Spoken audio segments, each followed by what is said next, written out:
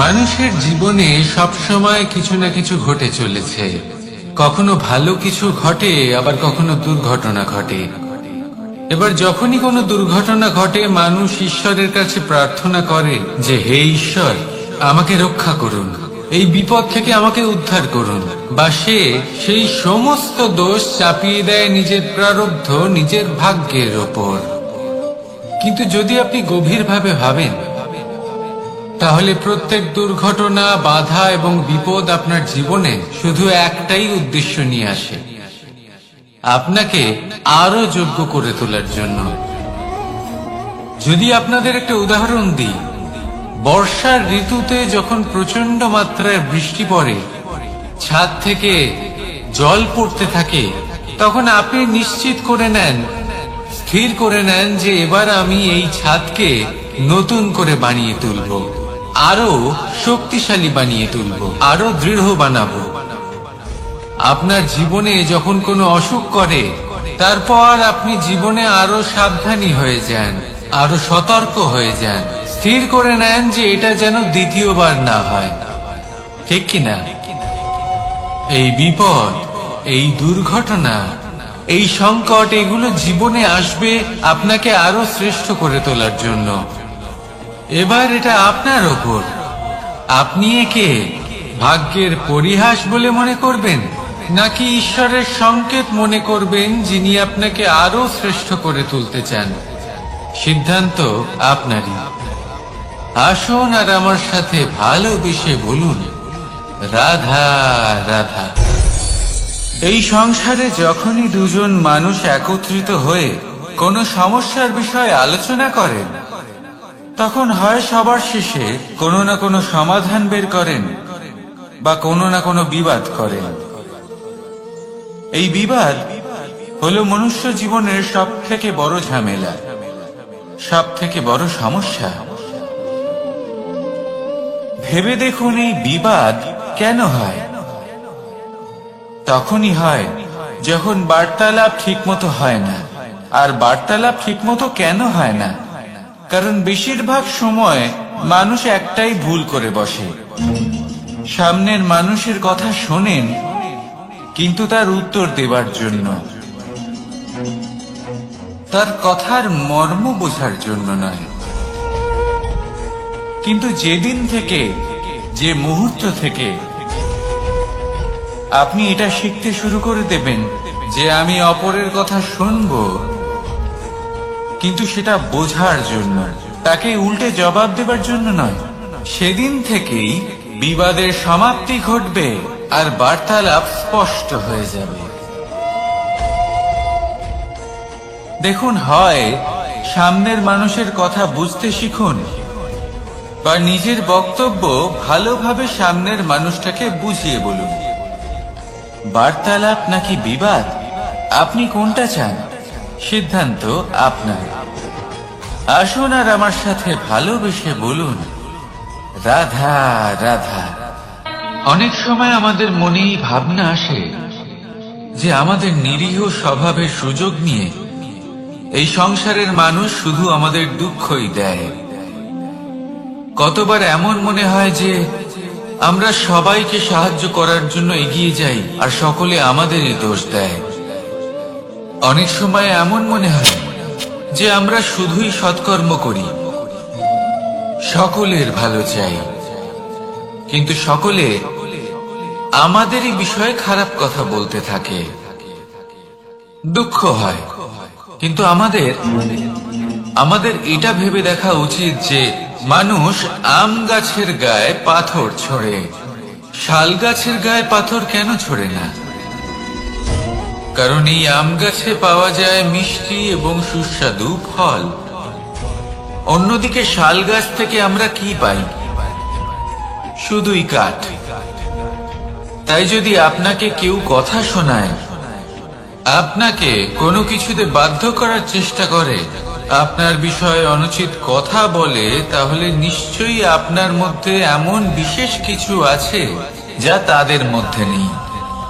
নিজের মধ্যে আত্মবিশ্বাস বাড়িয়ে তুলুন, ধন্যাত্মক ভাব আনুন, সৎকর্ম করতে থাকুন, কোনো কটুতা এই মনে প্রবেশ করতে দেবেন না। এই মন সুপ্রসন্ন হয়ে বলবে, রাধা রাধা। এই হলো এক আম গাছ, আর খুব যত্ন সহকারে আমি এটা বড় করেছি। প্রথমে বীজ বপন করেছি, তারপর সিঞ্চন করেছি, তারপর এর থেকে অঙ্কুর বেরিয়েছে, তারপর দিন প্রতিদিন আমি এতে জল দিয়েছি। আস্তে আস্তে ওর পাতা বেরিয়েছে, তারপর ও একটা গাছের আকার ধারণ করেছে। এইভাবেই যদি প্রতিদিন আমি ওর দেখাশোনা করি, তাহলে নিশ্চিত রূপে এর শিকড় আরো দৃঢ় হবে এবং একটা বিশাল গাছের আকার ধারণ করবে, যার থেকে কিছু ডাল জন্ম নেবে, আর তাতে আমি পাবো কিছু মিষ্টি সুস্বাদু আম ফল। এবার আম তো সকলের প্রিয়, সকলের পছন্দের ফল, সকলে খেতে চান। কিন্তু আম পাওয়ার জন্য আগে আপনাকে সেই গাছের যত্ন নিতে হবে। যদি আপনি গাছ লাগিয়ে তারপর ভুলে যান, তাহলে সেই গাছের কি হবে? তার অস্তিত্বটাই মুছে যাবে, তাই না? আমাদের সম্পর্কগুলো কিছুটা এরকমই হয়। যদি সম্পর্ক জুড়ে আপনি ভুলে যান, তাহলে তার অস্তিত্বই মুছে যাবে। তাই শুধুই সম্পর্ক গড়বেন না, তাকে পালনও করুন। নিশ্চিত রূপে আপনার এই সম্পর্করূপী বৃক্ষের ডালে আনন্দের মিষ্টি সুস্বাদু আম ফল নিশ্চয়ই পাওয়া যাবে। তাহলে প্রত্যেক দিন প্রত্যেক সম্পর্ক পালন করুন, তার থেকে আনন্দ লাভ করুন। এই মন ভালোবেসে বলবে, রাধা রাধা। হাস্য, হাসি জীবনে অত্যন্ত মূল্যবান হয়। কথায় আছে যে হাসি এবং হাস্য আমাদের জীবনে ওষুধের মতো কাজ করে, আমাদের সুস্থ রাখে, আমাদের জীবনের অনুভূতিগুলিকে আরো সুন্দর করে তোলে। কিন্তু প্রত্যেক ওষুধের মতোই এর সাথেও এটাই হয়। প্রত্যেক ওষুধ সঠিক সময়, সঠিক মাত্রায়, সঠিকভাবে গ্রহণ করতে হয়। যদি এরকম না হয়, তাহলে এই ঔষধও শরীরের ক্ষতি করে দিতে পারে।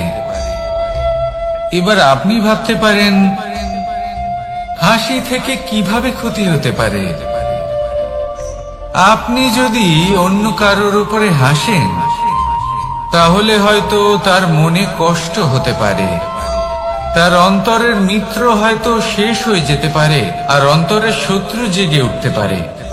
কিন্তু এটাই যদি আমরা সকলকে সাথে এনে সকলের সাথে হাসি, তাহলে হয়তো আমাদের অন্তরের এই হৃদয়ের ভেতরে লুকিয়ে থাকা যে শত্রু, তা শেষ হয়ে যেতে পারে, আর অন্তরের বন্ধুসত্তা প্রকাশিত হতে পারে। ঠিক কি না? এবার আপনাকে উদাহরণ দিই। যখন দ্রৌপদী দুর্যোধনকে নিয়ে হেসেছিল, তখন তা মহাভারতের সৃষ্টির কারণ হয়েছিল। কিন্তু সেইখানেই যখন পার্থ আর মাধব একসাথে বসে মৃদুমন্দ হাসতেন, তখন ধর্ম স্থাপন করা হয়েছিল। তা আপনি কি চান? কাউকে নিয়ে হেসে তাকে আঘাত করতে চান, নাকি সকলকে একসাথে এনে তাদের হাসিয়ে তুলে ধনাত্মক প্রভাব ফেলতে চান? সিদ্ধান্ত আপনার। আসুন আর আমার সাথে ভালোবেসে বলুন, রাধা রাধা। সিংহ। কথায় আছে সিংহ হলো বনের রাজা। কিন্তু যখন সিংহের তথা বনের রাজার খিদে পায়, তখন তাকেও বাইরে এসে কর্ম করতে হয়। কোন হরিণ নিজে সিংহের সামনে এসে এটা বলে না যে, আরে আপনি হলেন বনের রাজা, আপনি আমাকে ভোজন রূপে গ্রহণ করুন, আমি নিজের প্রাণদান করতে প্রস্তুত রয়েছি। এমন তো কখনোই হয় না। সিংহকে গুহা থেকে বাইরে বেরোতেই হয়, বনে ঘুরে বেড়াতে হয়, ধৈর্য ধরতে হয়, বিভিন্ন ধরনের পরিশ্রম করার পরেই তার ক্ষুধা নিবারণ হয়। হরিণ নিজে থেকে তার কাছে চলে আসে না। সেইভাবেই জীবনে কি সাফল্য আমাদের কাছে নিজে থেকে হেঁটে আসে? কখনোই আসে না। ততক্ষণ আসে না যতক্ষণ না আমরা পরিশ্রমের পথে চলা শুরু করছি। পরিশ্রম করতে থাকুন, এই পরিশ্রমের পথে অগ্রসর হতে থাকুন। যতক্ষণ আপনি পরিশ্রমের পথ ধরে এগোতে থাকবেন, সাফল্য আপনার কাছে আপনা আপনি চলে আসবে। তাহলে জীবনে নিরন্তর প্রয়াস করুন, পরিশ্রম করতে থাকুন, সাফল্য লাভ করুন, আর আমার সাথে ভালোবেসে বলুন, রাধা রাধা। জীবনে ক্ষমা চাওয়া তাও কিছুটা সহজ, ক্ষমা করতে পারা অত্যন্ত কঠিন। ক্ষমা দুই অক্ষরের এই শব্দ হতে পারে, কিন্তু অত্যন্ত বড় এই শব্দ, অত্যন্ত গুরুত্বপূর্ণ এই শব্দ। কখনো কখনো অন্য কাউকে ক্ষমা করে দেওয়া তাও কিছুটা সহজ কাজ, কিন্তু নিজেকে ক্ষমা করতে পারা অত্যন্ত কঠিন হয়ে দাঁড়ায়। অতীতে যদি আমাদের এমন কোনো ভুল হয় যে কারণে আমরা নিজেকে ক্ষমা করতে পারি না, অনেক সময় এমন কিছু ভুল করে বসি যে বিষয় শুধু আমরাই জানি, কিন্তু আমরা নিজেকে ক্ষমাই করতে পারি না, আর আমাদের বিকাশ সেখানে স্তব্ধ হয়ে যায়। কারণ যদি আপনি ক্ষমা করতে না শেখেন, নিজেকে ক্ষমা যদি না করতে পারেন, তাহলে তা আপনার জীবনের সব থেকে বড় বাধা হয়ে দাঁড়াবে। সেই জন্য জীবনে অবশ্যই শিখুন যে কিভাবে নিজেকে ক্ষমা করতে হয়, আর শিখুন যে আগের করা ভুল আবার কি করে না করা যেতে পারে। এই মন হালকা হবে আর প্রসন্ন হয়ে বলবে, রাধা রাধা। আপনি কখনো কোনো সরোবরের দিকে তাকান যার জল হলো শান্ত, স্থির। আপনি স্পষ্ট দেখতে পাবেন সেই সরোবরের তলদেশে কি রয়েছে। তাতে সাঁতরে বেড়াচ্ছে সুন্দর মাছ, চকচকে কিছু পাথর, স্বর্ণরূপী বালি, সবই আপনি দেখতে পাবেন। কিন্তু যখনই আপনি একটা ছোট্ট পাথর তুলে সেই জলে ছুঁড়ে ফেলবেন, তখন সেই জল বিচলিত হবে, আর সেই স্পষ্টতা ন্যূনতম হয়ে যাবে। তারপর কিছুই স্পষ্টভাবে দেখা যাবে না। এই ঘটনা মানুষের সাথেও ঘটে। মানুষ যদি বিচলিত হয়ে পড়ে, তখন সে বুঝতে পারে না যে বর্তমানে কি হয়ে চলেছে আর ভবিষ্যতে কি করা উচিত। কিন্তু সেই মানুষ যদি শান্ত থাকেন, স্থির থাকেন, ধন্যাত্মক থাকেন, তাহলে নিশ্চিত রূপেই বুঝতে পারবেন যে বর্তমানে কি করতে হবে আর ভবিষ্যতে কি করতে হবে। তাই নিজের মধ্যে সেই স্থিরতা আনুন, সেই ধৈর্য ধরুন, নিজেকে শান্ত রাখুন, আর সবার মধ্যে ভালোবাসা ছড়িয়ে দিন। এই মন প্রসন্ন হয়ে বলবে, রাধা রাধা। সম্পর্ক এ হলো এক বন্ধন যা আমাদের এক সূত্রে বেঁধে রাখে। কিন্তু এমন কিছু ব্যক্তি থাকেন যারা এই সম্পর্কের বিষয়ে নিজস্ব একটা ধারণা করে ফেলেন, যে সম্পর্ক এরকম হওয়া উচিত, সম্পর্ক সেরকম হওয়া উচিত। আমি এই সম্পর্কের জন্য কত কিছু করেছি এই ব্যাখ্যা করতে থাকেন, আর তার বদলে অনেক কিছু প্রত্যাশাও করেন। কিন্তু সত্য হলো এটাই যে সব সম্পর্ক একরকমের হয় না, কিন্তু প্রত্যেক সম্পর্কের একটা বিশেষত্ব থাকে। যেমন চোখ আর নাকের এই সম্পর্ককেই দেখুন। চোখের সব থেকে কাছে কে আছে? নাক আছে। কিন্তু এই চোখ দিয়ে এই নাককে আমরা দেখতেই পাই না। তবে কি ধরে নেব এই সম্পর্কের কোনো মূল্য নেই? এমনও নয়। ঠিক এইভাবেই যদি কোনো ব্যক্তি তার আবেগ আপনার কাছে ব্যক্ত করতে না পারেন বা প্রকট করতে না পারেন বা আপনাকে বোঝাতে না পারেন, তাহলে তার মানে এটা নয় যে তার সাথে আপনার সম্পর্কের তিক্ততা রয়েছে। এমনটা কখনোই নয়। শুধু চোখ আর নাকের এই সম্পর্কের মতোই হলো আমাদের জীবনে আমাদের আপনজনের সাথে সম্পর্ক। যদি কারোর ব্যবহার আপনার প্রতি অনুচিত হয় বা যদি কেউ অনুপস্থিত থেকে থাকে বা কেউ যদি আপনাকে বুঝতে না পারেন, তাহলে তার অর্থ এটা নয় যে আপনি সেই সম্পর্ক ভেঙে ফেলবেন। বুঝুন, আপনার জীবনে তার গুরুত্ব কোথায় আর তার জীবনে আপনার। সম্পর্ক গড়ে তুলুন, তাকে পালন করতে শিখুন, একসাথে মিলে চলুন। এই মন সুপ্রসন্ন হয়ে বলবে, রাধা রাধা। প্রারম্ভ শূন্যের দ্বারা হয়ে থাকে, তা সে ব্রহ্মাণ্ডই হোক, পৃথিবী হোক, আদি ইত্যাদি হোক। সবাই নিজের অস্তিত্ব শূন্য থেকে লাভ করে। এই শূন্য যার নিজের কোনো অস্তিত্ব নেই, কিন্তু সে সকলকে অস্তিত্ব দান করে থাকে। আমাদের এই শূন্যের মতো হতে হবে। যে আমাদের সাথে যুক্ত হবে তাদের অস্তিত্ব অনেক বেশি প্রখর হবে, বিশাল হবে, শ্রেষ্ঠ হবে। কিন্তু যেই আমরা তাদের থেকে দূরে যাব, তারা আমাদের উপস্থিতির আভাস পাবে, আমাদের গুরুত্ব বুঝতে পারবে। শূন্যই হলো সূত্রপাত, শূন্যই হলো সমাপ্তি।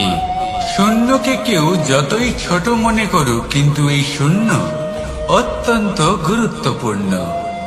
তাই এই শূন্যের মতো হয়ে উঠুন আর আমার সাথে ভালোবেসে বলুন, রাধা রাধা।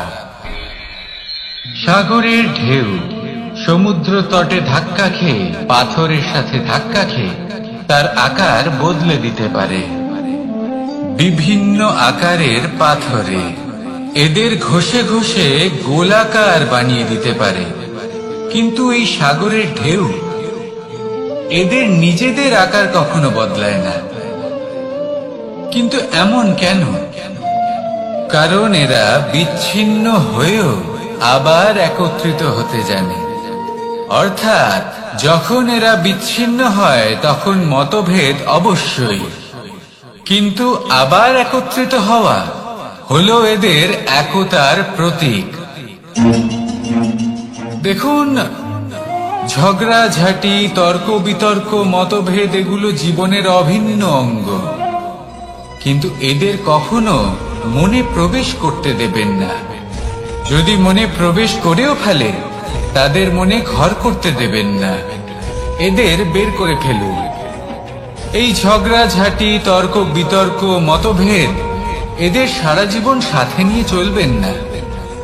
যদি একসাথে নিয়ে চলতে চান, তাহলে সকলকে একসাথে নিয়ে চলুন, ঢেউয়ের মতো।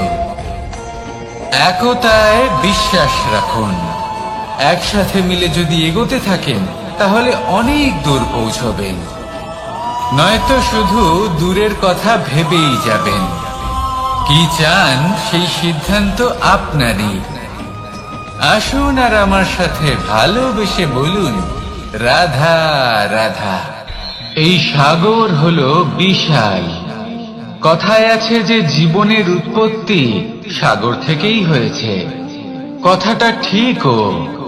এই সাগরই আমাদের ভিন্ন ভিন্ন ধরনের বনস্পতি প্রদান করেন, মণি এবং মুক্ত প্রদান করেন। আমরা কতটা তুচ্ছ সেই বিষয়ে আমাদের উপলব্ধি ঘটান, আমাদের প্রেরণা প্রদান করেন, যাতে আমরাও সাগরের মতো বিশাল হয়ে উঠতে পারি। এই সাগরের অনেকগুলো গুণ আছে যা আমরা শিখতে পারি। আজ আমি কথা বলবো একটা বিশেষ গুণের বিষয়।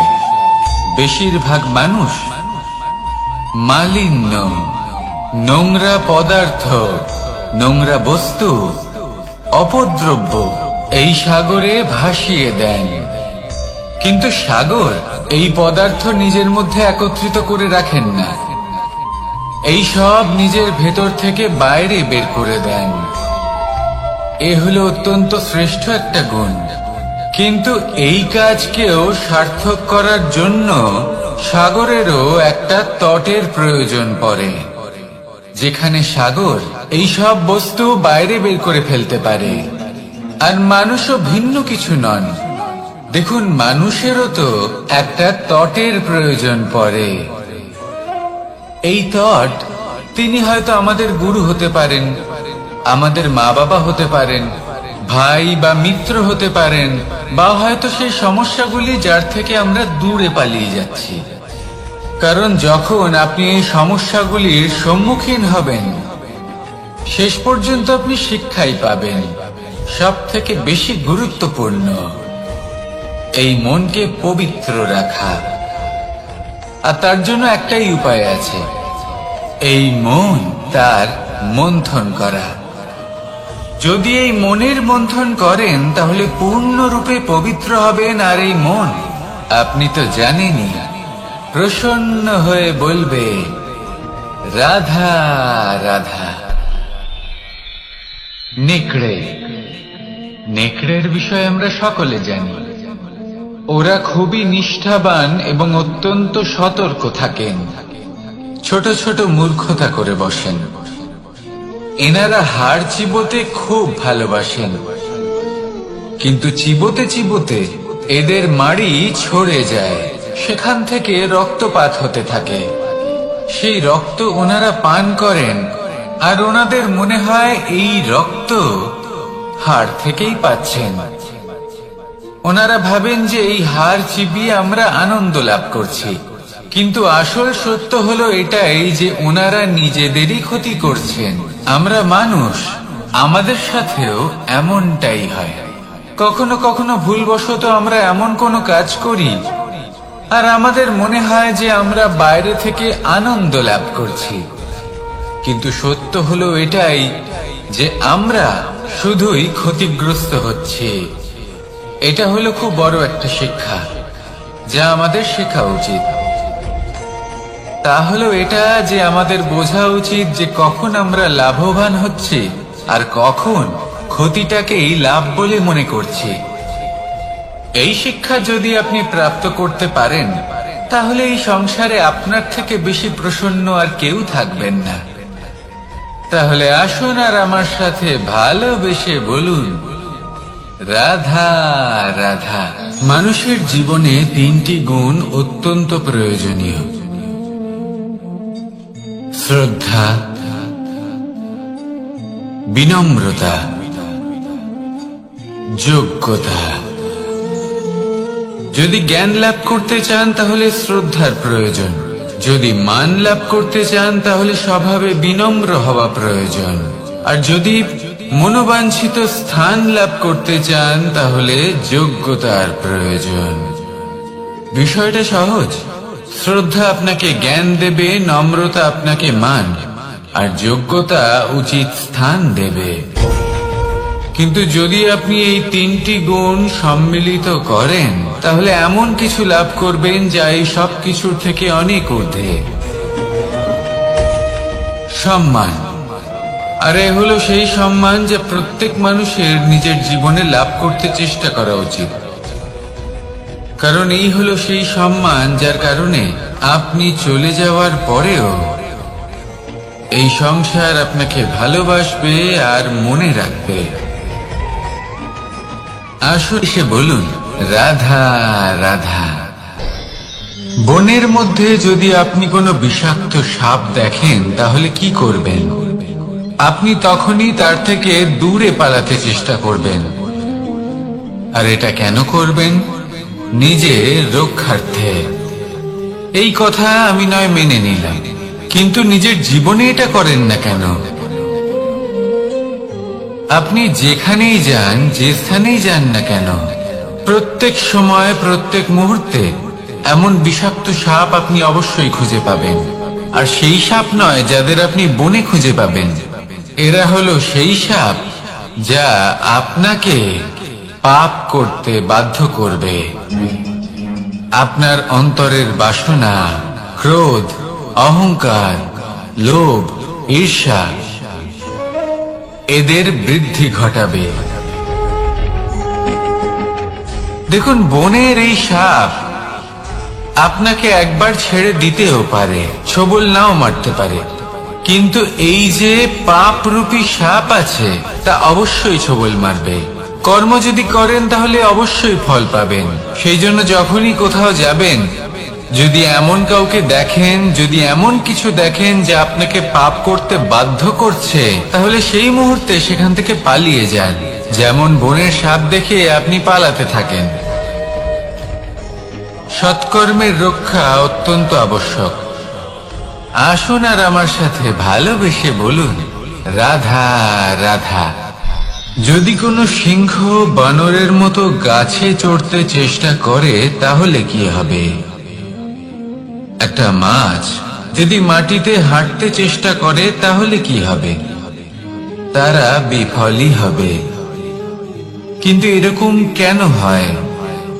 তার কারণ হলো প্রকৃতির রচনা কিছুটা এরকম।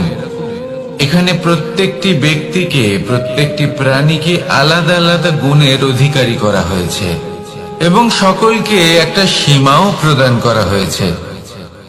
এবার এই যে বৃক্ষ, পশু, পাখি, এদের মধ্যে সেই ক্ষমতাই নেই যে এরা নিজেদের যাচাই করতে পারবে, নিজেদের সীমাগুলো বুঝতে পারবে, নিজেদের সদ্গুণগুলো চিনতে পারবে। এরা সেটা করতে পারবে না। কিন্তু মানুষ তো আলাদা। মানুষের কাছে সেই বিশেষ শক্তি আছে যে তারা পূর্ণরূপে নিজেদের যাচাই করতে পারবে, নিজেকে পূর্ণরূপে বুঝতে পারবে, নিজের দোষ, নিজের অপগুণ, নিজের সদ্গুণ, নিজেদের সীমাগুলো তারা বুঝতে পারবে। আর এটা অত্যন্ত গুরুত্বপূর্ণ। কথায় আছে যে যদি সাফল্য লাভ করতে হয় তাহলে নিজেকে যাচাই করে নিতে হবে। তাই নিজেকে যাচাই করুন, নিজের সাথে পরিচিত হয়ে যান এবং জীবনে কর্ম করতে থাকুন। সাফল্যের শিখরে অবশ্যই পৌঁছে যাবেন। আর ওখানে যদি যান তাহলে এই মন প্রসন্ন হয়ে অবশ্যই বলবে, রাধা রাধা। অন্ধকারাচ্ছন্ন রাত্রি যদি এসে থাকে তাহলে আলোকিত প্রকাশ নিয়ে সূর্যও অবশ্যই আসে। রোগ যদি এসে থাকে তাহলে তার ওষুধও অবশ্যই আসে। সমস্যা যদি আসে তাহলে সেই সমস্যার সমাধানও নিজে থেকেই আমাদের কাছে চলেই আসে। এই সংসার, এই জীবনের শুধুমাত্র একটাই নিয়ম আছে, আর তা হলো এটাই, এই সংসার হলো একটা চক্রের মতো। এতে শাশ্বত বলে কিছু নেই, নিত্য বলে কিছু নেই। আর যা কিছুই রয়েছে সব বদলাতে চলেছে। যদি আপনার জীবনে দুঃখ থাকে, সমস্যা থাকে, যদি আপনি বিপদ দ্বারা আচ্ছন্ন, তাহলে মনে রাখবেন সবকিছু বদলে যেতে চলেছে। দুঃখের সময় কাঁদবেন না, মনকে আরো দুঃখী করে তুলবেন না, কারণ এখানে যা কিছুই এসেছে তা যাওয়ার জন্যই এসেছে। তাহলে এত চিন্তা কিসের? আনন্দ সহকারে জীবন যাপন করুন আর আমার সাথে ভালোবেসে বলুন, রাধা রাধা। রাত্রিবেলায় যখন আলোকিত জোনাকিদের দেখেন তখন মন প্রসন্ন হয়ে ওঠে। এদের দেখতে খুবই সুন্দর লাগে। আর এমন ঠিক কেন হয়? প্রথম হলো এটাই যে রাতের বেলায় চতুর্দিক অন্ধকারাচ্ছন্ন থাকে। এমত অবস্থায় যদি আমরা কোথাও একটু প্রকাশ দেখি তাহলে সেটাই আশার কিরণের ন্যায় মনে হয়। সেই প্রকাশই আমাদের মন প্রসন্ন করে তোলে। আর সেই জন্য যে সকল মানুষ রাতের বেলায় কোনো জোনাকি দেখতে পান তারা প্রসন্ন হয়ে যান। এবার কখনো কখনো জীবনে আমাদের মনে হয় যে চতুর্দিকে শুধুমাত্র অন্ধকারই হয়ে আছে। প্রত্যেকেরই তা কখনো মনে হয়। আর তখনই আমাদের নিরাশ হলে চলবে না, আমাদের দুঃখী হলে চলবে না। সেই সময় আমাদের খুঁজতে হবে নিজেদের আশেপাশে, চতুর্দিকে, আর কোথাও না কোথাও আমরা প্রকাশ অবশ্যই দেখতে পাবো। আশার একটা কিরণ অবশ্যই দেখতে পাবো। কেউ এমন একটা কর্ম করেন যেটা দেখে আমরা প্রেরিত হয়ে যাই, আর এমন কোনো কর্ম যদি আপনারা করেন তাহলে সেই কর্ম আপনার মনকে প্রসন্ন ভাব, আনন্দ এবং ভালোবাসা দ্বারা ভরিয়ে তুলবে। আপনার অন্তরের সেই অন্ধকারের অন্ত করবে, দুঃখেরও অন্ত করবে। আর এই মন প্রসন্ন ভাব নিয়ে বলবে, রাধা রাধা। মনুষ্য জীবনের সবথেকে বেশি গুরুত্বপূর্ণ বিষয় হল মনের একাগ্রতা। এই সংসারের যে কটি মহান কার্য সম্পাদন হয়েছে তা হল মনের এই একাগ্রতার একমাত্র ফল। আপনি অবশ্যই দেখে থাকবেন, অনেক ছোট বড় নদী যা বয়ে চলে তাদের সামনে একটা বাঁধ নির্মাণ করা হয় সেই সব নদীর জল সঞ্চয় করতে।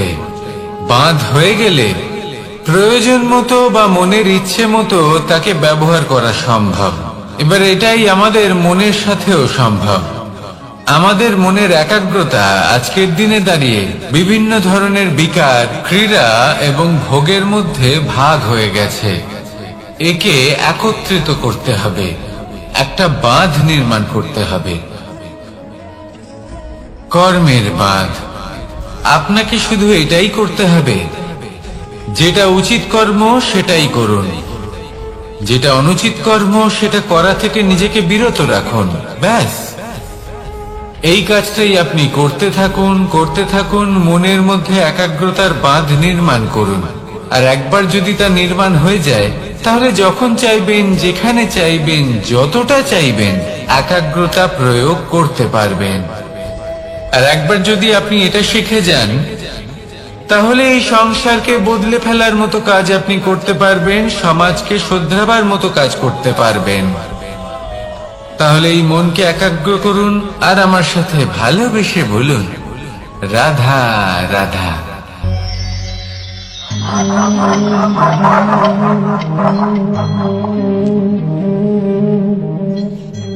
কোন ব্যক্তিকে নিশ্চয়ই দেখেছেন যিনি নিজে কাঠ কাটার এই কাজে নিপুণ এবং অভিজ্ঞ।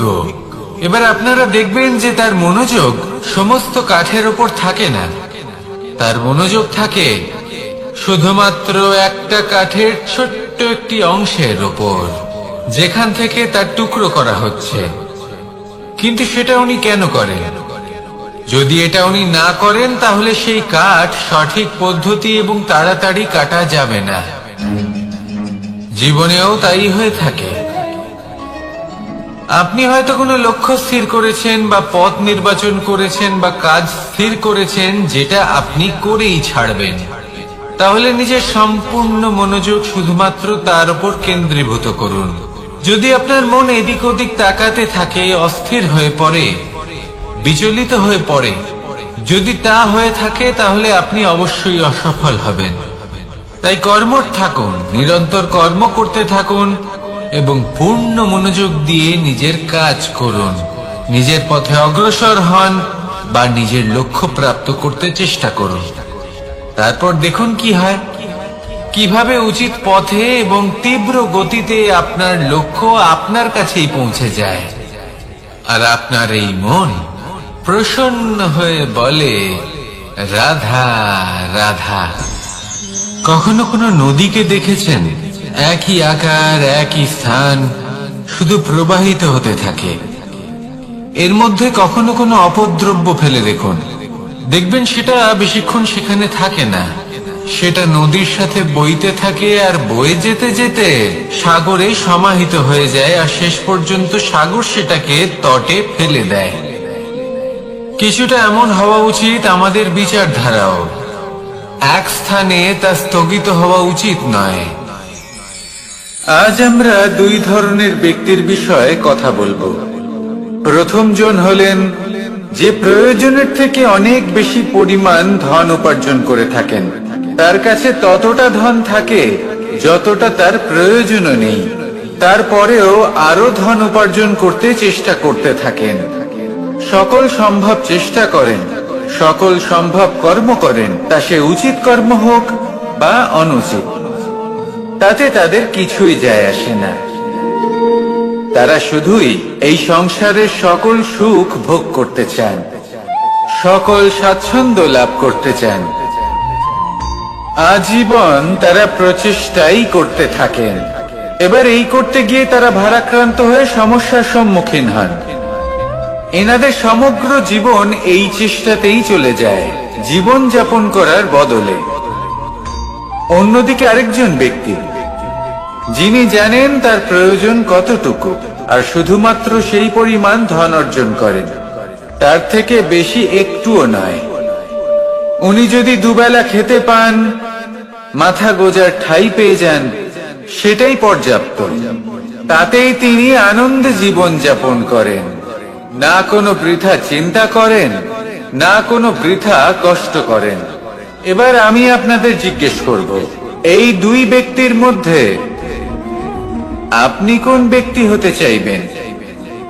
বেশিরভাগ মানুষ এটাই বলবেন যে আমরা সেই দ্বিতীয় মানুষ হতে চাই যারা সন্তুষ্ট। কিন্তু যদি মন দিয়ে দেখেন, আপনিও সেই কর্মই করছেন যা প্রথম ব্যক্তি করেন। আপনারা সবসময় চেষ্টা করে চলেছেন, এটাও লাভ করতে হবে, ওটাও লাভ করতে হবে, আমার এটারও প্রয়োজন, ওটারও প্রয়োজন। আপনি অনেক কিছু লাভ করেছেন, কিন্তু প্রশ্ন এটাই যে আপনার কি সেই সবকিছুর প্রয়োজন রয়েছে? এর উত্তর আপনার অন্তর মনে রয়েছে। আপনার মন জানে যে আপনার প্রয়োজন কতটুকু। সেখানে গিয়ে দেখুন। সন্তুষ্টি মানুষকে আনন্দ দেয়। মানুষ যতটা সন্তুষ্ট হবে, ততটাই সে আনন্দ লাভ করবে। এবার আপনাকে এই সিদ্ধান্ত নিতে হবে যে আপনি কখন আর কোথায় সন্তুষ্টি লাভ করবেন, কত কিছু লাভ করার পরে সন্তুষ্ট হবেন। এই উত্তর আপনি মন থেকে পাবেন। এই সমাজের চাহিদায় জড়িয়ে নিজেকে বিভ্রান্ত করবেন না। নিজের অন্তরের এই মিথ্যে অহংবোধকে প্রশ্রয় দিতে গিয়ে যদি আপনি এরকম প্রয়াস করতে থাকেন, তাহলে জীবনযাপন কখন করবেন? থেমে যান, শান্ত হয়ে যান, নিজের অন্তর মনে নিমজ্জিত হয়ে দেখুন যে সন্তুষ্টি কোথায়। এই সন্তুষ্টি লাভ করুন। এই মন প্রসন্ন হয়ে বলবে, রাধা রাধা। ক্ষমা একটা অত্যন্ত সুন্দর শব্দ, আমার খুব প্রিয় শব্দ। কিন্তু এই ক্ষমা কখন আর কিভাবে প্রয়োগ করতে হবে সেটা বোঝা প্রয়োজনীয়। এক, যদি আপনি কোনো অন্যায় করেন আর ক্ষমা না চান, ক্ষমা প্রার্থনা না করেন, ক্ষমা চাওয়া থেকে এড়িয়ে যান, তাহলে তাতে আপনারই ক্ষতি হবে। কিভাবে? ক্ষমা না চাইলে মনের মধ্যে অহংকার জাগ্রত হয়, আর অহংকার তো প্রকৃত অর্থে আমাদের ক্ষতিই করে। দুই, কেউ যদি অপরাধ করেন, আপনার থেকে ক্ষমা না চান, তাহলে তাকে ক্ষমা করবেন না। ক্ষমা হলো অত্যন্ত অমূল্য, আর না চাইতেই কাউকে ক্ষমা দান করা এটা উচিত নয়। তিন, যদি কেউ আপনার সাথে অনুচিত কিছু করেন, অপরাধ করেন, আর আপনার থেকে ক্ষমা চান, তাহলে তাকে ক্ষমা করে দিন। তাতে আপনার অন্তরের করুণাবোধ জাগ্রত হবে, প্রেম জাগ্রত হবে, আর তা আপনার জন্য শুভ হবে। চার, যদি আপনি নিজে কোনো অপরাধ করেন, তাহলে অবশ্যই ক্ষমা চাইবেন। তাতে আপনারই লাভ হবে। কিভাবে? সামনের ব্যক্তি আপনাকে ক্ষমা করুক বা না করুক, আপনার অন্তরের অহংকার ক্ষীণ হবে, আর এই মন আরো নির্মল হয়ে উঠবে। এই ক্ষমা অত্যন্ত অমূল্য। ভেবেচিন্তে একে ব্যবহার করুন, আর আমার সাথে ভালোবেসে বলুন,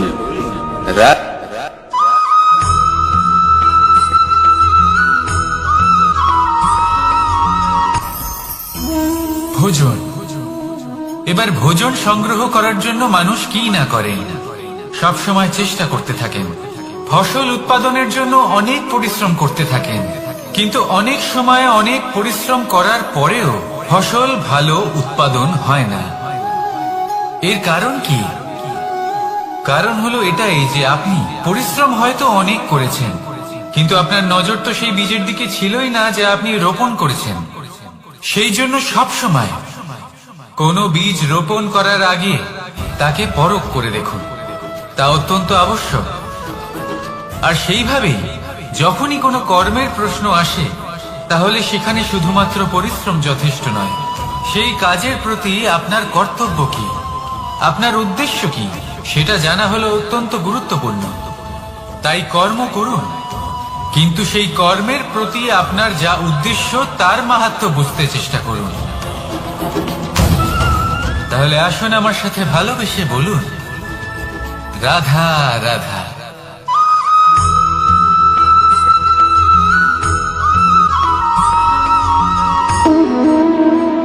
সম্পর্ক হলো আমাদের জীবনের একটি আধার। কিছু সম্পর্ক এমন যা আমরা জন্মসূত্রে লাভ করি, যেমন পরিবার, মা, বাবা। কিছু সম্পর্ক আছে যা আমরা জীবনে অর্জন করে থাকি, তা সে প্রেমের হোক, স্নেহের হোক বা বন্ধুত্বের। এই সকল সম্পর্ক লাভ করার বা গড়ে তোলার 5টি ধাপ রয়েছে। প্রথম ধাপ, কোনো ব্যক্তির সাথে আলাপ হওয়া, তার সাথে কথা বলা বা তাকে দেখা। দ্বিতীয় ধাপ, সে ব্যক্তিকে আমাদের ভালো লাগা। তৃতীয় ধাপ, আমাদের এটা চাইতে শুরু করা যে জীবনে এই ব্যক্তি যেন আমাদের বন্ধু হন, আমাদের জীবনে থাকেন, বা আমাদের কাউকে ভালোবেসে ফেলা। আর এটা আমাদের ভাবা বা চাওয়া যে সেই ব্যক্তি যেন আজীবন আমার সাথে থাকেন, আমার জীবনে আমার সাথী হয়ে। চতুর্থ ধাপ, লাভ করা। এবার এই ধাপটি অনেক মানুষের পক্ষেই খুবই সরল হয়, বড়ই সরলভাবে নিজেদের সঙ্গীকে লাভ করে থাকে। কিছু মানুষের জন্য এই ধাপ অত্যন্ত কঠিন হয়ে থাকে।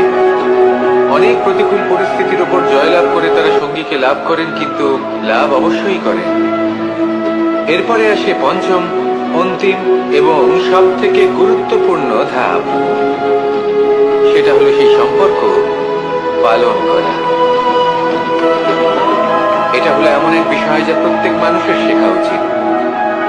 যদি ব্যক্তি নিজের জীবনে সম্পর্ক রক্ষা করতে শিখে যান, তবে প্রত্যেক সম্পর্ক তার জীবনকে স্বর্গ করে তুলবে। আসুন আর আমার সাথে ভালোবেসে বলুন, রাধা রাধা।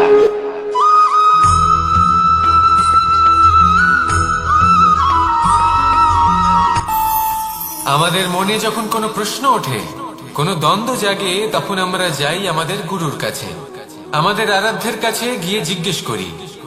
এইভাবেই একদিন আমি পৌঁছলাম আমার আরাধ্যের কাছে, আমার মহাদেবের কাছে, আর ওনাকে প্রশ্ন করলাম যে মহাদেব, জীবনে আনন্দ পাওয়ার, উৎসব পালনের, প্রেম ভাগ করে নেবার, জীবনকে উপভোগ করে নেওয়ার সর্বশ্রেষ্ঠ সময় কোনটা? মহাদেব হাসলেন আর উনি বললেন, জীবনে উৎসব পালনের সব থেকে শ্রেষ্ঠ দিন হলো মৃত্যুর ঠিক আগের দিনটা। প্রেম ভাগ করে নেওয়ার সব থেকে শ্রেষ্ঠ মুহূর্ত হলো মৃত্যুর ঠিক আগের মুহূর্ত। জীবনকে উপভোগ করে নেওয়ার সর্বশ্রেষ্ঠ প্রহর হলো মৃত্যুর 1 প্রহর পূর্বে। তখন আমি চমকে গেলাম। আমি বললাম, কিন্তু মহাদেব, মৃত্যু তো অনিশ্চিত, আমরা জানিও না কবে আমাদের মৃত্যু হবে।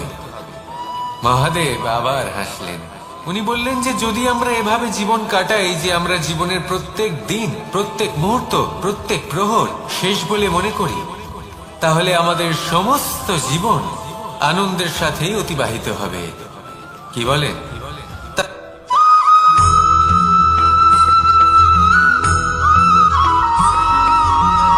এই সংসারে কোনো বস্তু হোক বা ব্যক্তি হোক, তার একার গুরুত্ব কিন্তু খুব বেশি নয়। একটা উদাহরণ হিসেবে বৃষ্টির ফোঁটাকে ভেবে দেখুন। যদি একটি বৃষ্টির ফোঁটা হয় তাহলে তার খুব বেশি গুরুত্ব থাকে না, কিন্তু যখন সহস্র বৃষ্টির ফোঁটা মেঘের মধ্যে দিয়ে ঝরে পড়ে, তখন সেটা বর্ষার রূপ ধারণ করে। সেই বর্ষা যা এই প্রকৃতিকে শান্ত করে। সেইভাবেই পাথরের ছোট টুকরো তার খুব বেশি গুরুত্ব থাকে না, কিন্তু যখন অসংখ্য পাথরের টুকরো একত্রিত হয় তখন তা পর্বতের আকার ধারণ করে। সেইভাবেই কিছু মানুষ যখন একত্রিত হন তখন তৈরি হয় পরিবার, কিছু পরিবার যখন একত্রিত হয় তখন তৈরি হয় সমাজ, যখন অনেক সংখ্যক সমাজ একত্রিত হয় তখন তৈরি হয় রাজ্য। এবার এই রাজ্যের সব থেকে গুরুত্বপূর্ণ ব্যক্তি হতে পারেন রাজা, কিন্তু তাও সেই রাজা একা কিছু করতে পারেন না। যুদ্ধ লড়ার সময় তারও নিজের সৈন্যদলকে প্রয়োজন পড়ে। কিন্তু এই সংসারে এমন একজন ব্যক্তি আছেন যিনি একাই সব কাজ করতে থাকেন, এবং সেই ব্যক্তি হলেন মা। আমাদের জীবনে একজন পিতার ভূমিকা কিন্তু নিঃসন্দেহে অমূল্য, কিন্তু আমাদের সকলের জীবনে যে ভূমিকা একজন মায়ের তা অন্য কারোর থাকে না। একজন মা একাই সন্তানকে বড় করতে পারেন, সংস্কারী করে তুলতে পারেন, তার জন্য পরিশ্রম করেন। আর এত কিছু কাজ করার পরেও তার কাজের জন্য তিনি প্রশংসা অবশ্য পান না। উল্টে যদি সেই সন্তান অনুচিত পথে চালিত হয়, অনুচিত কর্ম করে, তখন সেই মাকেই অপবাদের পাত্র হয়ে উঠতে হয়। আমাদের জীবনে মায়ের যোগদান কতটা সেটা বুঝুন। আপনাকে বড় করে তোলার জন্য উনি কতটা পরিশ্রম করেছেন সেটা বুঝুন। আজ থেকে, এখন থেকে, এই মুহূর্ত থেকে মাকে সম্মান করতে শিখুন। যখন সময় পাবেন, যখন সুযোগ হবে, তখন তার প্রশংসা করুন, ওনারও ভালো লাগবে। আর মায়ের এই মমতার জন্য, তার এই ভূমিকার জন্য আসুন সবাই মিলে আমরা তাকে প্রণাম করি, আর সকলে মিলে ভালোবেসে বলি রাধা রাধা।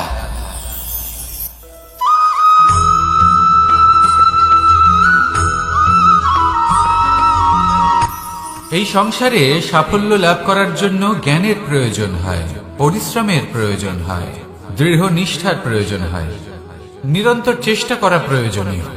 কিন্তু আরো কিছু আছে যা অত্যন্ত প্রয়োজনীয় এবং গুরুত্বপূর্ণ। তা হলো ভালো বন্ধু। তাদের থাকা অত্যন্ত প্রয়োজনীয়। যদি ভালো বন্ধু থাকে তাহলে সময় এলে তারা ঢাল হয়ে আপনাকে সুরক্ষা করবেন। সময় এলে অস্ত্রের মতো শত্রুকে সংহারও করবেন। যদি তিনি জ্ঞানী হন, তাদের মধ্যে সদ্গুণ থাকে, তাহলে এই সব গুণ আপনার মধ্যেও প্রবেশ করবে। তাহলে সাফল্যের জন্য ভালো বন্ধু পাওয়া অত্যন্ত প্রয়োজনীয়। কিন্তু শুধু বন্ধু কেন, ভালো শত্রুও থাকা প্রয়োজনীয়। এবার আপনি ভাববেন, আমি কি বললাম? যদি আপনার জীবনেও ভালো অর্থাৎ শক্তিশালী শত্রু থাকে, তাহলে আপনিও শক্তিশালী হতে থাকবেন। এই শত্রু আপনাকে প্রেরিত করবে আরো বেশি শক্তিশালী হয়ে ওঠার। কখনো কোনো হরিণকে দেখুন, তীব্র গতিতে দৌড়তে থাকে। কেন তীব্র গতিতে দৌড়য়? এই কারণে নয় যে কোথাও তার জন্য মধুর ঘাস অপেক্ষা করে রয়েছে, না। সে এই কারণে তীব্র গতিতে দৌড়য় কারণ সেটা না করলে তার পেছনে একটি সিংহ আছে যে ওকে নিজের ভোজন করে ফেলবে। তাই জীবনে বিপদ, সংকট, এই সবকিছুও হলো অত্যন্ত গুরুত্বপূর্ণ। তার সম্মুখীন হতে শিখুন, আর আমার সাথে ভালোবেসে বলুন রাধা রাধা।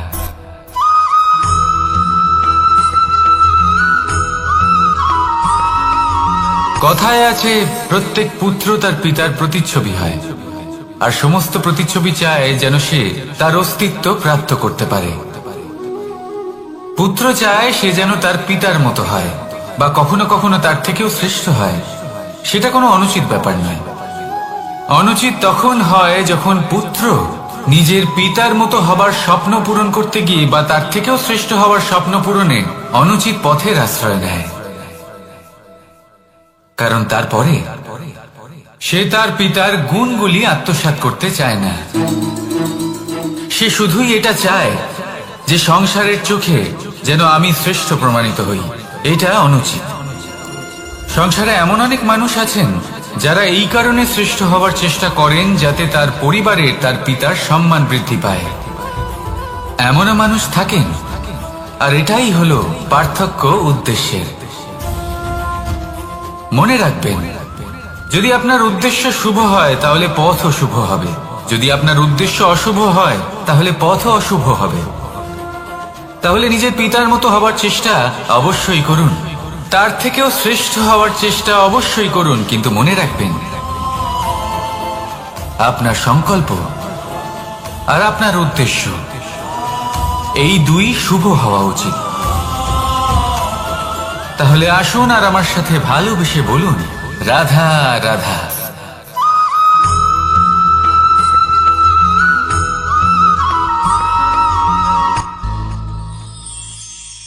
শিশিরের বিন্দু পাতার ওপর পড়ে আর তার গায়ে লেগে থাকে। পাতা তাকে শুষে নিতে পারে না, আর শেষ পর্যন্ত সে ঝরে পড়ে যায়। অন্যদিকে রয়েছে মেঘ এবং চাতক। এদের মধ্যে অনেক দূরত্ব থাকে। মেঘ থাকে আকাশে আর চাতক থাকে ধরিত্রীতে। কিন্তু যখন এই মেঘ থেকে বৃষ্টি ঝরে পড়ে, এই চাতক কিন্তু সেই জলই পান করে, নয়তো সে তৃষ্ণার্ত থেকে যায়। এবার অন্যদিকে দেখলাম শিশির বিন্দু আর পাতার এই সম্পর্ক। এরা খুব কাছাকাছি থাকে, ঘনিষ্ঠও থাকে। অন্যদিকে রয়েছে মেঘ এবং চাতকের সম্পর্ক, যাদের মধ্যে অনেক দূরত্ব থাকা সত্ত্বেও তারা খুব ঘনিষ্ঠ, তাই না? এই সারমর্ম খুব সরল। এই নৈকট্য, এই দূরত্ব, তা আপনার সম্পর্কে প্রভাব কিছুতেই ফেলতে পারে না। এই নৈকট্য, এই দূরত্ব, এইসব হলো শুধুমাত্র মনের ব্যাপার। কখনো আপনি অনুভব করেছেন আপনি কারোর থেকে অনেক অনেক দূরে আছেন, অনেক দূরে আছেন, তাও সেই ব্যক্তির প্রতি আপনি টান অনুভব করেন। সেখানে আপনি কারোর সাথে প্রত্যেক দিন অতিবাহিত করেন, সমস্ত জীবন অতিবাহিত করেন, সব থেকে বেশি সময় তার সাথে অতিবাহিত করেন, তাও তার প্রতি সেই টান অনুভব করেন না। এই সংকেত হলো মনের দূরত্বের। তাহলে মনের এই দূরত্ব দূর করুন আর আমার সাথে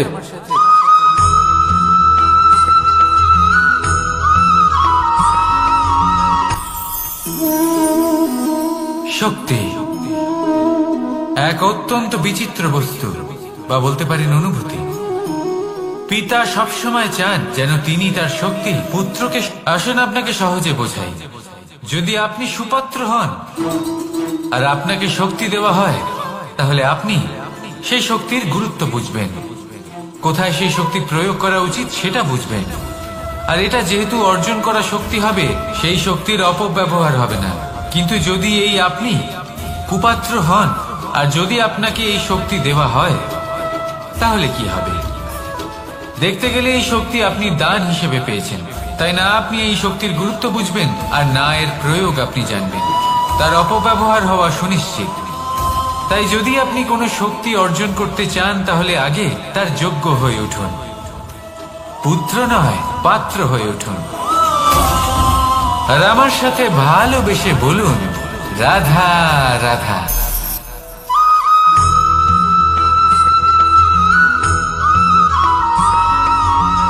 ভালো, শুধু ওনাদের কঠোর ব্যবহার দেখলে আমরা একটু ভয় পেয়ে যাই। এবার ওনাদের এই কঠোর ব্যবহার আমাদের ভালো না লাগলেও অত্যন্ত আবশ্যক, কারণ মাতার থেকে আমরা যে শক্তি লাভ করি তা যেন নিয়ন্ত্রণ হারিয়ে বিধ্বংসী না হয়ে ওঠে। আমরা যেন কোনো কুপথে না চলে যাই, আমরা কখনো যেন দোষ না করে ফেলি। শুধু সেই জন্য পিতা এবং গুরু একটু কঠোর হয়ে ওঠেন, এবং ওনাদের এই কঠোর আচরণ ভবিষ্যতে গিয়ে আমরা অবশ্যই বুঝতে পারি। জীবনে কিছু বছর আমরা এগিয়ে যাই আর তারপর আমরা বুঝতে পারি যে বাবা এবং গুরু আমাদের যথেষ্ট ভালোবাসতেন, কিন্তু ওনাদের ভালোবাসার বহিঃপ্রকাশ আলাদা। প্রয়োজনীয় হলো এটা দেখার, এটা বোঝার যে শুরু থেকে আমাদের প্রতি ওনাদের আচরণ কেমন ছিল। ওনাদের কঠোর হওয়ার পেছনে ওনাদের ভালোবাসাটা বোঝার চেষ্টা করুন, ওনাদের চিন্তাটা বোঝার চেষ্টা করুন, ওনাদের পথপ্রদর্শনের আড়ালে আপনার ভবিষ্যতের জন্য যে পরিকল্পনা ওনারা করেছেন সেটা বোঝার চেষ্টা করুন। তখন আপনারা বুঝতে পারবেন ওনাদের ভালোবাসাকে। আপনার মনের মধ্যে আপনা থেকেই ওনাদের প্রতি সম্মান জেগে উঠবে। নিজের পিতা এবং নিজের গুরু এই দুজনের প্রতি কৃতজ্ঞতা প্রকাশ করুন আর আমার সাথে ভালোবেসে বলুন, রাধা রাধা।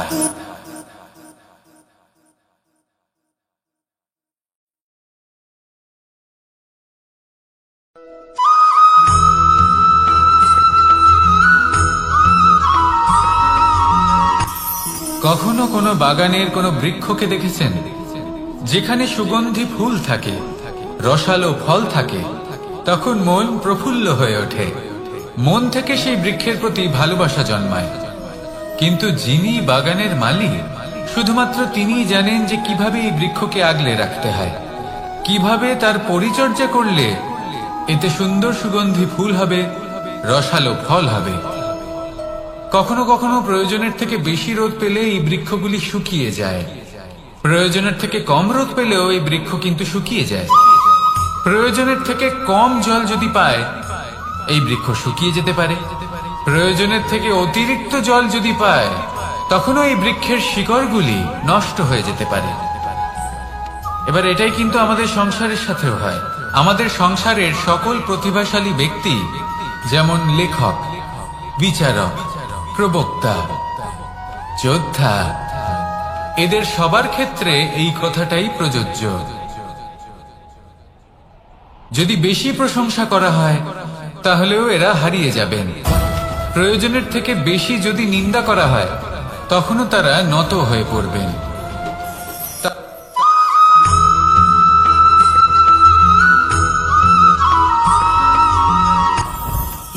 জীবনে কিছু শেখা অত্যন্ত গুরুত্বপূর্ণ। এবার কি কি শিখতে হবে, সেই সব শেখানোর জন্য অনেক শিক্ষক রয়েছেন। কিন্তু কি শিখবেন না আর কি করবেন না, এটা আমাদের নিজের অভিজ্ঞতা দিয়ে শিখতে হয়। কিন্তু তার মানে এটা নয় যে যদি আপনাকে শিখতে হয় যে আগুনের তাপ কতটা, আপনাকে আগুনের মধ্যে হাত দিতে হবে। না, অন্য কারোর অভিজ্ঞতা দ্বারাও শিখতে পারেন। প্রশ্ন শুধুমাত্র একটাই যে আপনি কি শিখতে চান নাকি চান না।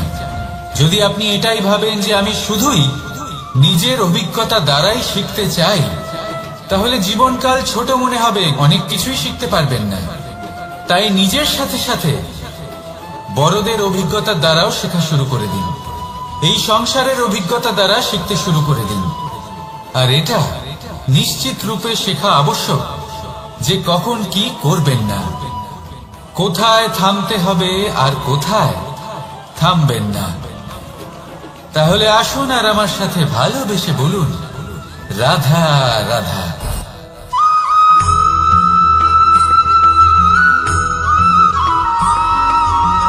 এই সংসারে সব থেকে বেশি কোমল বস্তু হলো রেশম। এই রেশম এতটাই কোমল হয় যে এর পুরো একটা থান শুধুমাত্র একটা হাতে ধরা সম্ভব। কখনো ভেবে দেখেছেন এই রেশম কিভাবে হয়? একটি কীট তার লালার দ্বারা উৎপন্ন হয়। এই কীট সেই রেশমকে পাক দিতে থাকে, পাক দিতেই থাকে, দিতেই থাকে, আর আস্তে আস্তে তার মধ্যেই জড়িয়ে পড়ে।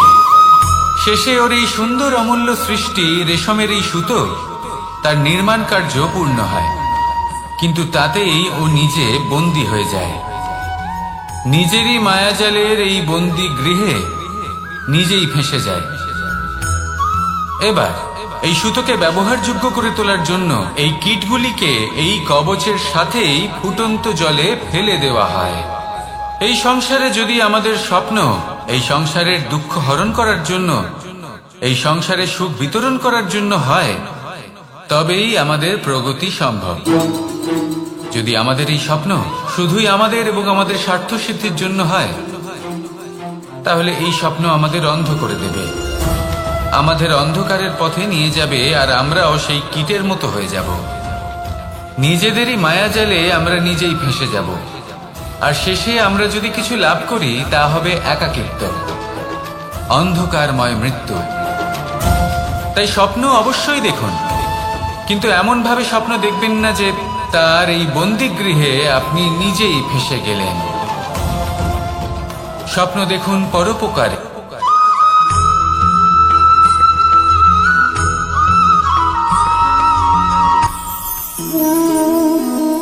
শক্তি এক অত্যন্ত বিচিত্র বস্তু, বা বলতে পারেন অনুভূতি।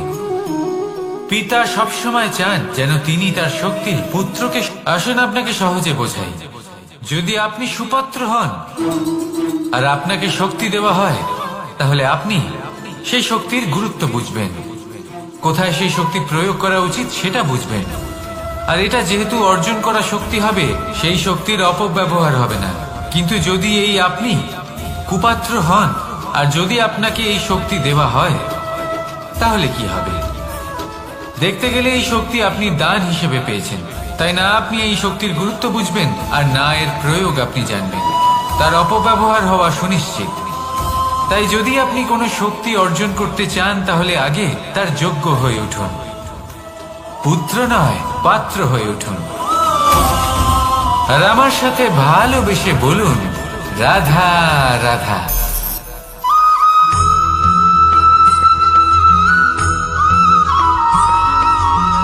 এই সংসারে প্রত্যেক মানুষ এটাই চান যে তিনি যেন ধনবান হন, আর্থিক অবস্থা তার ভালো থাকে, ওনার বাড়িতে লক্ষ্মীর আগমন হয়। কিন্তু সেটা হবে কি করে, সেটাই হলো প্রশ্ন।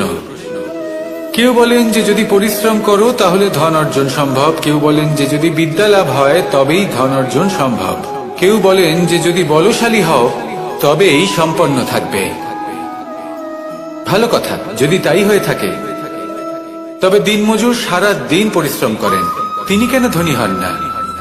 অনেকজন বিদ্বান মানুষ আছেন এই সংসারে, তারা কেন ধনবান হন না? অনেক সংখ্যক বলশালী ব্যক্তি আছেন, তাদের কাছে ধন নেই কেন? তাদের কেন ধনের অভাব হয়? আবার এমনও কিছু মানুষ আছেন যারা পরিশ্রম করেন, তারা দিনমজুর, কিন্তু তারা ধন অর্জন করতে পারেন। কিছু বিদ্বান ব্যক্তি আছেন যাদের কাছে অধিক মাত্রায় ধন রয়েছে। কয়েকজন বলশালী ব্যক্তি রয়েছেন যাদের কাছে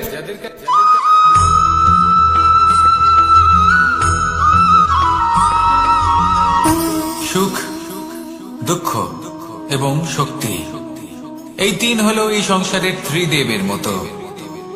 আমাদের জীবনে যা কিছু ঘটছে এই তিনটির ভিত্তির উপরেই হচ্ছে। আসলে এই সংসারের একটা নিয়ম আছে, যখনই আপনি কিছু লাভ করেন, এই সংসার আপনার পরীক্ষা নেয়। এটা জানার জন্য আপনার পরীক্ষা নেয় যে আপনি যা কিছুই লাভ করেছেন, আপনি কি আদৌ সেটার যোগ্য কিনা। ঠিক সেইভাবেই এই সুখ, দুঃখ এবং শক্তি আপনার পরীক্ষা নিয়ে থাকে। যখন সুখ আসে তখন সে আপনার পরীক্ষা নেয় যে আপনার মধ্যে অহংবোধ জাগ্রত হয়নি তো। যদি অহংবোধ চলে আসে তাহলে সুখ সেখানেই সঙ্গ ত্যাগ করে। দুঃখ আপনার ধৈর্যের পরীক্ষা নিতে থাকে, আর যদি আপনার মধ্যে ধৈর্য না থাকে তাহলে এটা আপনাকে আরো বেশি দুঃখের গভীর অন্ধকারে ঠেলে দেবে। সেখানে শক্তি পরীক্ষা নেয় আপনার বিনম্রতার। যদি আপনি বিনম্র না হন, তাহলে হয় এই শক্তি আপনার সঙ্গ ত্যাগ করবে, নয় এই শক্তি বিনম্রতার অভাবে আপনার পতনের কারণ হতে পারে। এই সংসারে যে কোনো ব্যক্তি যিনি এই পরীক্ষায় উত্তীর্ণ হয়ে থাকেন, এই জীবনে তিনি সাফল্য লাভ করেন। আসুন আমার সাথে ভালোবেসে বলুন, রাধা রাধা।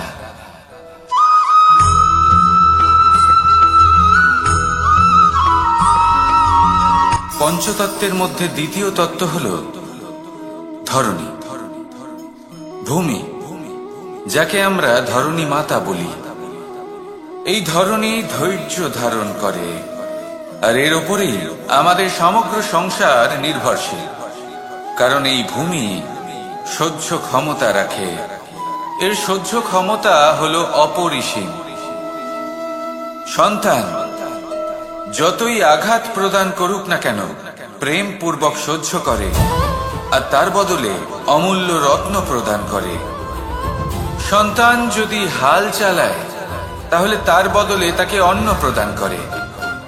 এটাই হলো ধরণী। এবার এর থেকে আমরা কি শিক্ষা পেতে পারি? এটাই যে কারোর জন্য কিছু করা বা কাউকে কিছু দেওয়া মনে কোনো কামনা ছাড়াই। আর এই কথাটা বুঝে যান, যদি কারোর জন্য কামনা না রেখে বা কোনো পাওয়ার আশা না রেখে কারোর জন্য কিছু করেন বা কারোকে কিছু দেন, যদি এটা আপনি শিখতে পারেন, তবে আপনি ভালোবাসতে শিখে গেছেন। আর সেই জন্যই এই ধরিত্রীকে মাতা বলা হয়, কারণ মাতা শুধু উনি নন যিনি গর্ভে সন্তানকে ধারণ করেন, মাতা তো উনিও যিনি জীবন বাঁচতে শেখান, যিনি জীবন বাঁচার উদাহরণ প্রদান করেন। তাহলে ধরনীর থেকে এই নিঃস্বার্থ ভাব শিখুন, নিঃস্বার্থ ভালোবাসা শিখুন, আর এই ভালোবাসার সাথেই বলুন রাধা রাধা। আপনি কখনো কোনো সাধারণ পাখি দেখেছেন, যেমন বাবুই? সে কি করে? সে কোনো গাছের ডালে নিজের বাসা বানায়।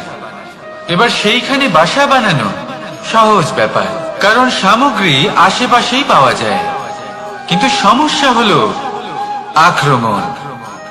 কোনো সাপ বা অন্য কোনো পশু ওর বাসাতে ওর সন্তানদের উপর না আক্রমণ করে বসে, এই ভয়ে তার সব সময় থাকে। আর এটা সব থেকে কঠিন ব্যাপার এদের জন্য, নিজের বাসায় নিজের সন্তানদের সুরক্ষা।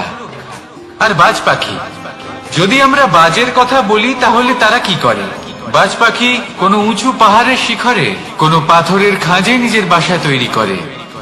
এবার ওখানে বাসা বানানো একেবারেই সহজ ব্যাপার নয়, কারণ সামগ্রী আশেপাশে পাওয়া যায় না, দূর থেকে নিয়ে আসতে হয়। কিন্তু সেইখানে আক্রমণের ভয়ও কখনোই থাকে না। এইভাবে উচিত রূপে ও নিজের বাসা রক্ষা করতে পারে, নিজের সন্তানদের রক্ষা করতে পারে। এর সারমর্ম হলো এটাই, যদি সমস্যা বড় হয় তাহলে সমাধানও উচ্চমানের হওয়া উচিত। একটা বাজ পাখির মতো ভাবা আরম্ভ করে দিন, জীবনে যে কোনো সমস্যা ছোট মনে হবে। রাধা রাধা।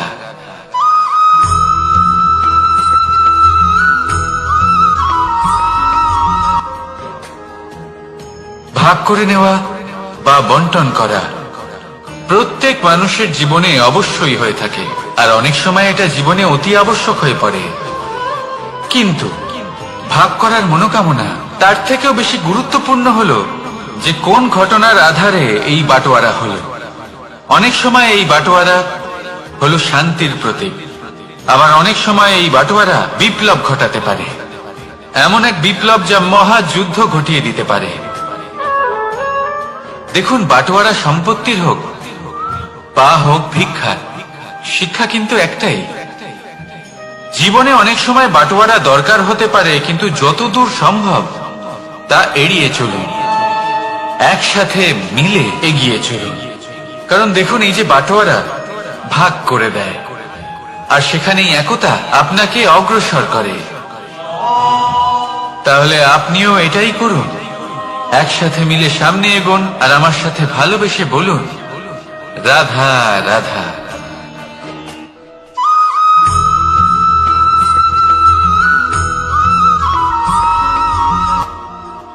জীবনে এমন কিছু কাজ রয়েছে যা আপনাকে একাই করতে হয়, আর এমন কিছু কাজ রয়েছে যা আপনাকে একসাথে মিলে করতে হয়, একজোট হয়ে, সঙ্গবদ্ধ হয়ে। এবার সঙ্গবদ্ধ বলতে কি বোঝাতে চাইছি?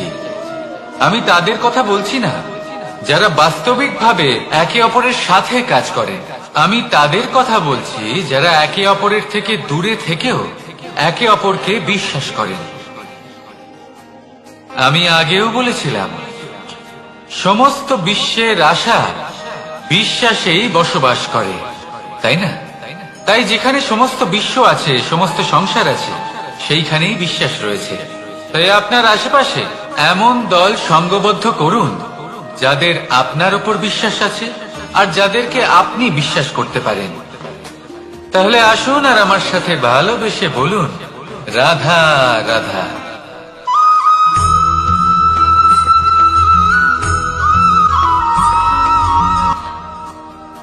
যখন একজন ভক্ত এবং তার ভগবান এক আকার ধারণ করেন, যখন একজন ভক্ত নিজের ভগবানের প্রতি, নিজের জীবনের লক্ষ্যের প্রতি সম্পূর্ণরূপে সমর্পিত হয়ে যান, তখন জন্মগ্রহণ করে ভক্তি। আর তখন সংসারের সমস্ত আশা তিনি ত্যাগ করতে পারেন। সমস্ত আশা শেষ হতে পারে, কিন্তু মানুষের সঙ্গ ভক্তি কখনো ত্যাগ করে না। যখন ভক্ত ও ভগবান এক আকার ধারণ করেন, এক হয়ে যান, তখন রথী এবং সারথীর মধ্যে কোনো পার্থক্য থাকে না। তারাও এক হয়ে যান। একটাই ব্যক্তিত্ব, একটাই অস্তিত্ব। আর সেই জন্যই কখনো কখনো রথীর আদেশ ছাড়াই সারথি রথ চালিয়ে দেন, আবার কখনো সারথির পরামর্শ ছাড়াই রথী আক্রমণ করে ফেলেন।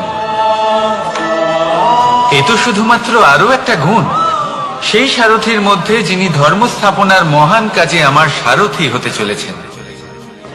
তাহলে আসুন আমার সাথে ভালোবেসে বলুন, রাধা রাধা।